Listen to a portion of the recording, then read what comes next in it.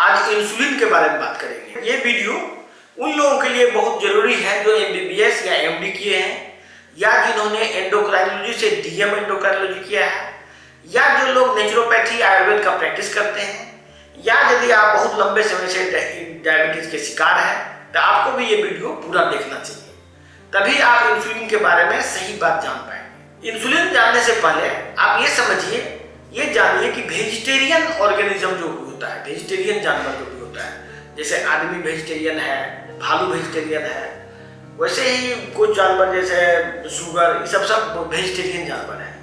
Vegetarian animal के लिए जब अकाल पड़ता है, जब सूखा पड़ता है, तो वेजिटेबल्स अवेलेबल नहीं होता खाने के लिए। इसीलिए उस एनिमल को जब बरसात का मौसम होता है, जिस समय सफिशिएंट वेजिटेबल्स अवेलेबल होता है, उस समय उसको ज्यादा खा के अकाल के लिए एनर्जी स्टोर करना पड़ता है। उसी प्रोसेस को पूरा करने के लिए इंसुलिन नामक हार्मोन का विकास हुआ। इसको आप लोगों को जो लोग एंडोक्राइनोलॉजिस्ट हैं, वो उनको एवोल्यूशन ऑफ ऑर्गेनिज्म या एवोल्यूशन ऑफ हार्मोन्स के चैप्टर में आपको मिलेगा कि एवॉल्व ये चीज कैसे हुआ और इसकी जरूरत क्यों पड़ी, मानव के विकास में इंसुलिन की जरूरत क्यों पड़ी। तो insulin is a storage hormone.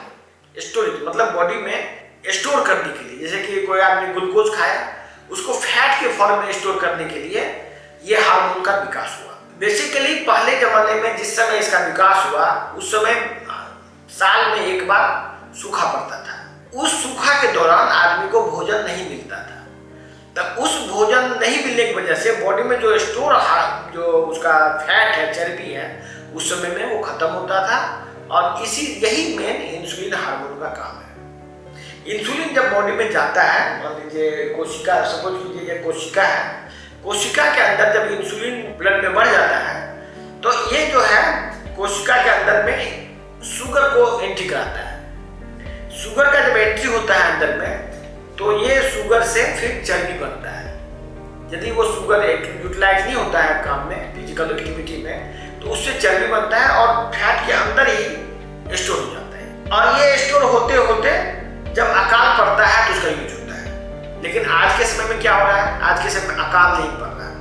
आदमी के बॉडी में स्टोरेज हार्मोन के इंसुलिन बढ़ता जाता है और वो फैट जो शरीर, ये जो सेल है, ये चर्बी से भर जाता है। और चर्बी से जैसे ही ये 10% से ज्यादा चर्बी इसमें होगा, इस सेल का डेथ हो जाएगा। 10 या 20% चर्बी के बाद सेल का डेथ हो जाता है। ये ऑर्गन के फेलियर का कारण बनता है। यही वजह है कि यदि आप इंसुलिन की मात्रा बढ़ाते रहते हैं बॉडी में, तो इंसुलिन ज्यादा होने से ये सेल का डेथ हो जाता है। एक तो ये हुआ। दूसरा चीज क्या होता है कि अकाल पड़ नहीं रहा है, आप खाते जा रहे हैं, शुगर लेते जा रहे हैं, इंसुलिन बढ़ा हुआ है। आज हर एक व्यक्ति का इंसुलिन लेवल बढ़ा हुआ है, क्योंकि जो भी आप खाना खा रहे हैं उसमें शुगर बहुत ज्यादा है। शुगर एक इंड्यूसमेंट है इंसुलिन का। तो जैसे ही इंसुलिन की मात्रा बढ़ेगा कि सेल के अंदर रिजेनरेशन प्रोसेस बंद हो जाएगा। जितना भी रिजेनरेशन होता है, जैसे कि ऑर्गन, डैमेज ऑर्गन को ठीक करने का बॉडी में एक इनहेरेंट प्रॉपर्टी होता है, तो वो डैमेज ऑर्गन ठीक होना बंद हो जाएगा। इसके बाद क्या है कि जब पॉल्यूशन बढ़ता है, पॉल्यूशन मतलब गंदगी, जैसे कि कोई पेस्टिसाइड है, पेस्टिसाइड का छिड़काव होता है, जो खाना में हम लोग जो भिन्न भिन्न तरह का गंदगी टाइप का चीज खाते हैं, जैसे पिज्जा, बर्गर, उसमें तरह तरह का केमिकल मिलाया जाता है लोगों को स्वाद को बढ़ाने के लिए। तो वो सभी चीज जो है बॉडी उसको एज ए टॉक्सिन देखता है।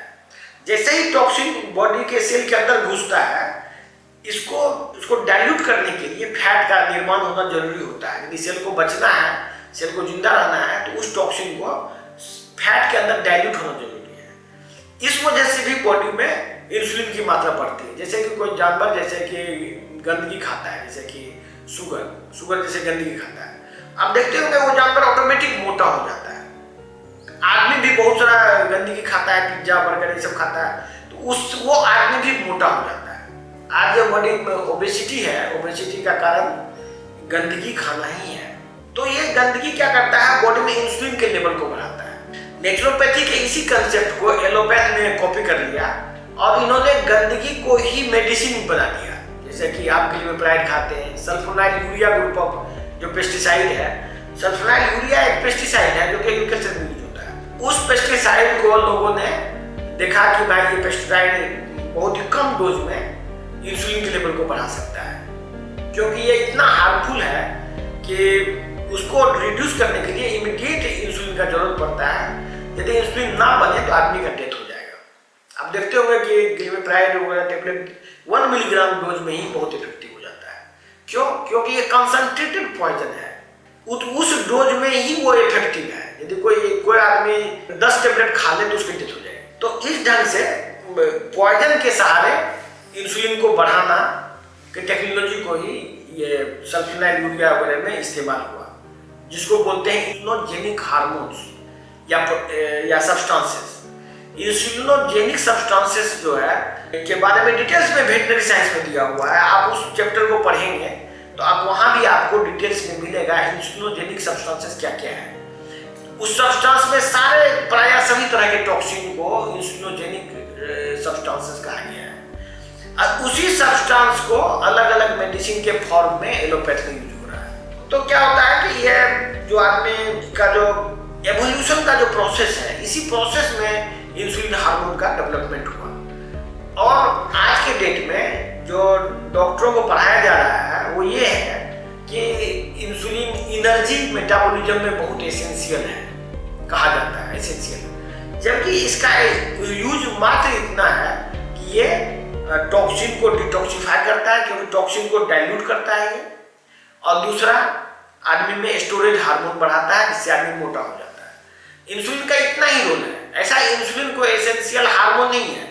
इस बात को जानना आम पब्लिक के लिए बहुत जरूरी है कि इंसुलिन किस तरह से ऑर्गन को फेल करता है, मल्टी ऑर्गन फेलियर कैसे होता है। इससे इंसुलिन क्या करता है, यदि मान लीजिए ये इंसुलिन अंदर गया, इसके अंदर शुगर का मात्रा बढ़ गया और इसके अंदर फैट का मात्रा बढ़ गया, तो अंदर जो माइटोकॉन्ड्रिया है वो भी डैमेज होगा, क्योंकि सेल का 40% माइटोकॉन्ड्रिया होता है, 40%। और यदि आप उसका 10-20% यदि फैट से ही भर देते हैं तो माइटोकॉन्ड्रिया का मात्रा तो घटना ही घटना है। माइटोकॉन्ड्रियल डैमेज से कैंसर होता है। ये बात ऑन्कोलॉजी के किताब में लिखा हुआ है। यदि आप MBBS MD किए हुए हैं, या यदि आपने ऑन्कोलॉजिस्ट हैं या आप एंडोक्राइनोलॉजिस्ट हैं, तो आपको ये बात किताब में जरूर मिल जाएगा कि कार्सिनोजेनेसिस में इंसुलिन का क्या रोल है। जो भी सेल होता है, जो भी सेल में इंसुलिन का रिसेप्टर बढ़ जाता है, वही सेल कार्सिनोजेनिक होता है। तो ये इंसुलिन के बारे में जो गलतफहमी बची हुई है कि इंसुलिन की कमी से डायबिटीज होता है, ये एक बहुत ही गंभीर समस्या है। तो ये वीडियो को जो भी लोग देख रहे हैं, ज़्यादा से ज़्यादा लोगों को शेयर करें और यदि पब्लिक में अवेयरनेस फैलाएं कि डायबिटीज असली में क्या है।